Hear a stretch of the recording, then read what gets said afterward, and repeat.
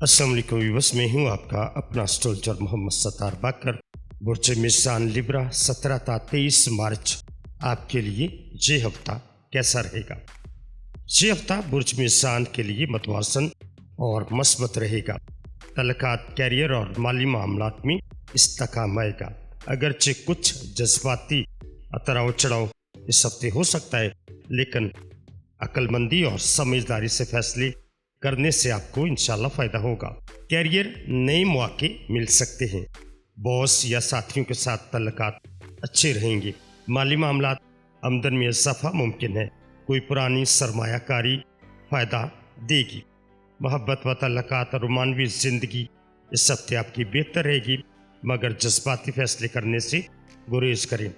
ख़ानदानी ज़िंदगी, घर में अमन व सुकून रहेगा, मगर किसी पुरानी ख़ानदानी उलझन का हल करने की ज़रूरत आपको इस हफ्ते पड़ सकती है।